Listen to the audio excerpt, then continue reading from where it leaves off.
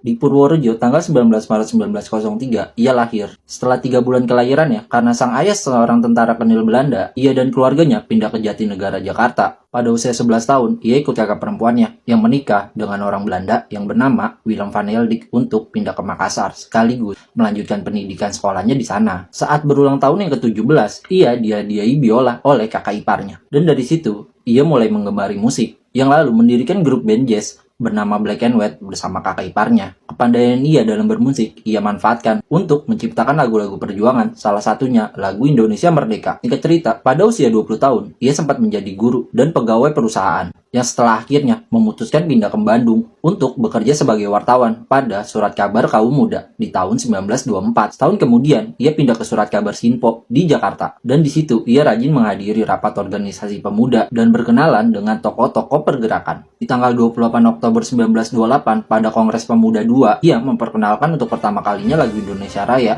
yang sebelumnya berjudul Indonesia Merdeka. 2 bulan kemudian, lagu Indonesia Raya dipublikasikan Surat Kabar Sinpo melalui teks, alhasil lagunya populer dan sering dinyanyikan saat acara-acara penting. Lalu, ia meminta tolong kepada seorang pemilik toko musik yang bernama Yo Kim Chan untuk melekam lagu Indonesia Raya dan dijadikan piringan hitam untuk diedarkan. Di tahun 1930, karena maraknya lagu Indonesia Raya, pemerintah Belanda melarang lagu Indonesia Raya dinyanyikan di umum. Dan disinilah hidupnya menjadi tidak tenang karena terus diawasi oleh pihak Belanda. 1937, kesehatan ia menurun karena mengalami gangguan jantung. Tahun berserang, di Surabaya, ia ditangkap oleh pihak Belanda karena lagu ia yang berjudul Matahari Terbit dicurigai memihak ke Kekaisaran Jepang. Tapi setelah diperiksa dan tidak terbukti, ia dibebaskan. Nggak lama setelah itu, di tanggal 17 Agustus 1938, ia meninggal dunia karena serangan jantung.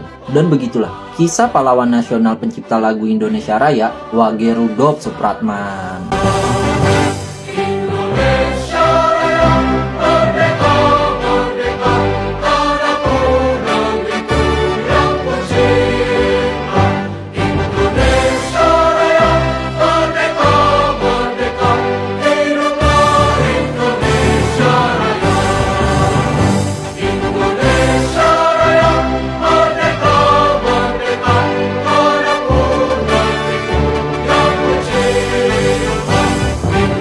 Faktanya, lagu Indonesia Raya ciptaan Wage Rudolf Supratman memiliki 3 stanza. Tamat Hari Kemerdekaan 17 Agustus 1945.